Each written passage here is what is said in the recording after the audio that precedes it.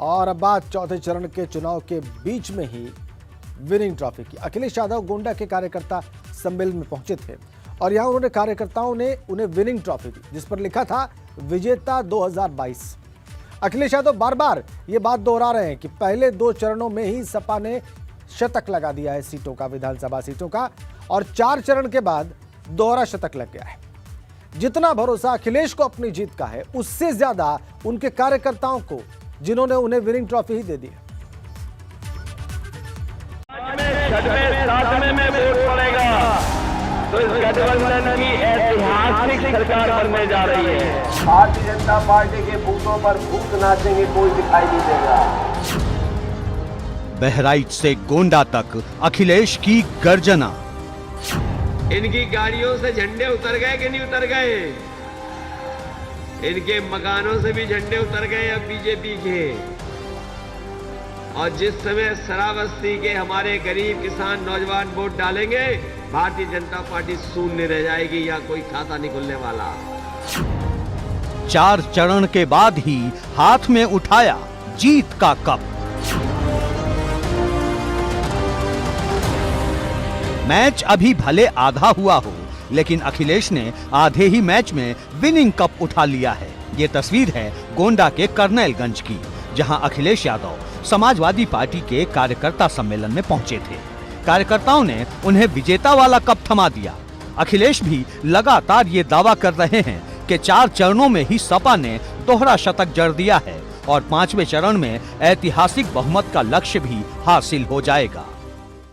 जनता में मुकाबला चल रहा है कि कौन सा चरण ज्यादा जिताया जाए समाजवादी पार्टी को। पहले और दूसरे में ही समाजवादी पार्टी ने शतक लगा दिया है।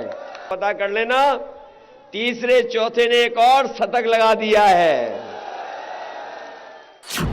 छोटे छोटे दलों को टीम में शामिल करके अखिलेश यादव पक्की तैयारी के साथ मैदान में उतरे हैं। पिछले 3 चुनाव में भले ही उनकी गेंद फुल टॉस जा रही हो, लेकिन इस बार वो यॉर्कर डालकर दिखा रहे हैं कि पिछले दिनों उन्होंने खूब नेट प्रैक्टिस की है। वो तो कह रहे 1 करोड़ स्मार्टफोन बांटे उन्होंने, और उनके दूसरे मंत्री का आपने नहीं सुना? उन्होंने कहा कि 12वां करने के बाद जो इंटर पास होंगे उन्हें लैपटॉप दिया जाएगा। जब से उन्होंने ये लैपटॉप की बात की है, जनता लोटपोट हो रही है इस बात पे, और शुक्र है इस बात का इन्होंने ये नहीं कहा कि इंटर के बाद जो 10वां पास करेंगे उन्हें लैपटॉप दे देंगे। नतीजे तो 10 मार्च को ही आएंगे, लेकिन अखिलेश यादव जीत का कप आसमान में उठाकर अपना हौसला दिखाना चाह रहे हैं। वो ये बताना चाह रहे हैं कि 4 चरणों के बाद वो कितने पॉजिटिव हैं। भाजपा के नेताओं पर वो एक ही ओवर में कई यॉर्कर डालने की कोशिश कर रहे हैं।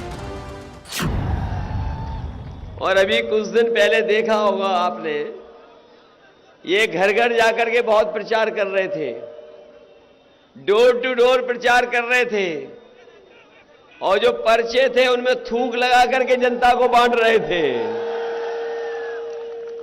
जब से जनता ने उन्हें लाल वाला सिलेंडर दिखाया है, वो डोर टू डोर नहीं, अब दूर से प्रचार कर रहे हैं। 2022 के सियासी मैच का जो आधा हिस्सा अखिलेश यादव खेल चुके हैं, उसमें उनके उप कप्तान जयंत चौधरी और चाचा शिवपाल यादव भी थे।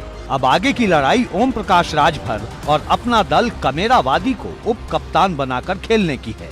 लेकिन इस बीच 5वां चरण भी होना है, जहां से अखिलेश लीड बनाना चाहते हैं।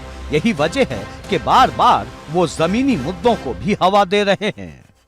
पहचान गड्ढों से, बाढ़ से और सांड से।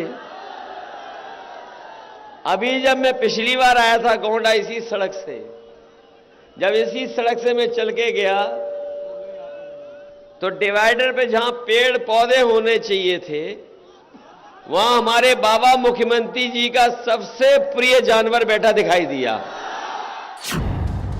अखिलेश ने टीम भी तैयार कर दी, यॉर्कर भी खूब डाल रहे हैं, लेकिन सवाल अभी भी कई सारे हैं। सवाल ये है कि कहीं फिर उनकी फेंकी यॉर्कर फुल टॉस न बन जाए। सवाल ये भी है कि कहीं फिर उनकी टीम के खिलाड़ी कमजोर न पड़ जाएं। और सवाल तो सबसे बड़ा ये है कि पूर्वांचल की पिच पर जहां भाजपा का इतिहास चट्टान जैसा मजबूत है, वहां अखिलेश का हौसला उन्हें जिताएगा या जमीन पर उनकी मजबूत तैयारी। क्या अखिलेश के पास ये दोनों ताकत मौजूद है? एबीपी गंगा के लिए ब्यूरो रिपोर्ट।